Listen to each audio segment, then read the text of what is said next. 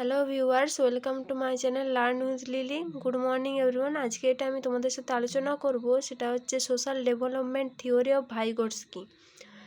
মানুষের সামাজিক বিকাশের উপর ভিত্তি করে মনোবিজ্ঞানী ভাইগটস্কি একটি তত্ত্ব আবিষ্কার করেন, যে তত্ত্বের নাম হলো সামাজিক বিকাশ তত্ত্ব বা সোশ্যাল ডেভেলপমেন্ট থিওরি।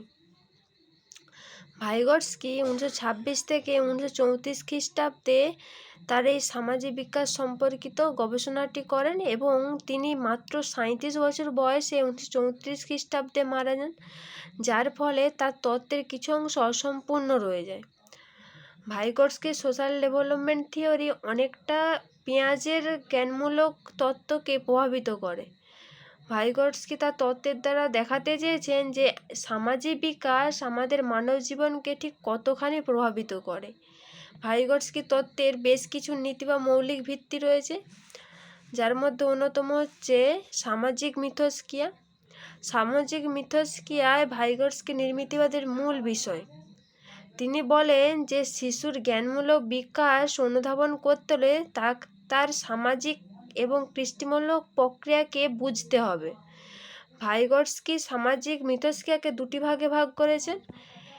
প্রথমত হচ্ছে আন্তঃমানসিক বা ইন্টারসাইকোলজিক্যাল, দ্বিতীয়ত হচ্ছে অন্তঃমানসিক বা ইন্ট্রাসাইকোলজিক্যাল। অন্তঃমানসিক বা ইন্টারসাইকোলজিক্যাল আমরা কাকে বলবো না, চারপাশের অন্য মানুষজনের সঙ্গে ক্রিয়া প্রতিক্রিয়া করে যখন কোনো ভাষা বা জ্ঞান লাভ করা হয়, তখন তাকে আমরা বলবো আন্তঃমানসিক প্রক্রিয়া বা ইন্টারসাইকোলজিক্যাল।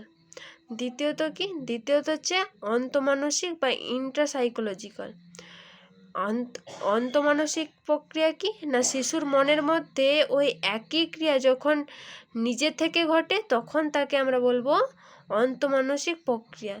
যেমন অন্যের কাছ থেকে শোনা শব্দ প্রথমে শিশুরা কি করে না নিজের মনে উচ্চারণ করে, পরে সেটা মনে মনে বারবার বলতে থাকে এবং সেটা সময় মতো সেই কথাটা প্রকাশ করে।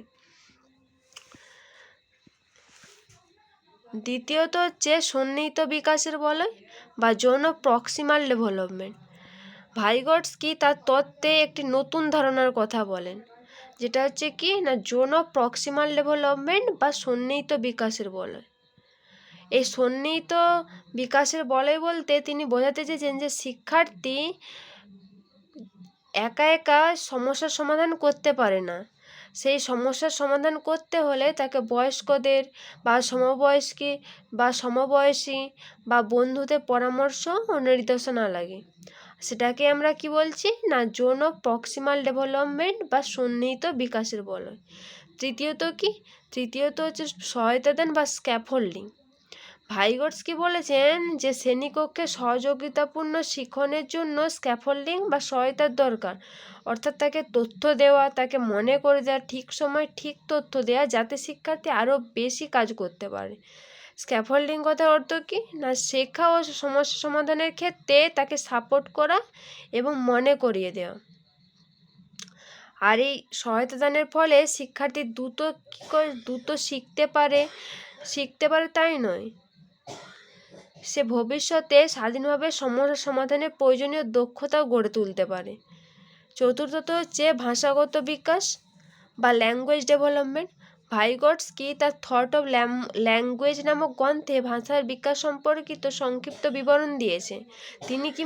তিনি মনে করেন যে শিশুর ভাষার বিকাশ ঘটে 4টি পর্যায়ের মধ্য দিয়ে। প্রথমত হচ্ছে প্রাক-বৌদ্ধিক বচন।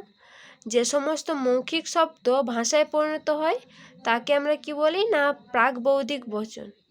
যেমন শিশুর স্বাভাবিক কান্না, শিশুর মুখে নানা রকম আওয়াজ, অর্থহীন শব্দ করা ইত্যাদি। দ্বিতীয়ত হচ্ছে আভ্যন্তরীণ বাচন।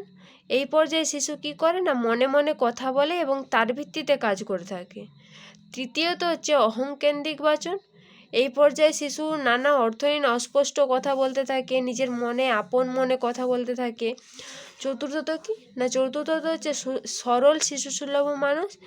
এই পর্যায়ে শিশুর বাস্তব ও মূর্ত বস্তুগুলি তার শব্দগুলি চিহ্নিত করতে সাহায্য করে এবং শিশু বুঝতে পারে তার অঙ্গভঙ্গি ও শব্দের দ্বারা অন্যের সাথে যোগাযোগ হয়, সেটা একজন শিশু বুঝতে পারে।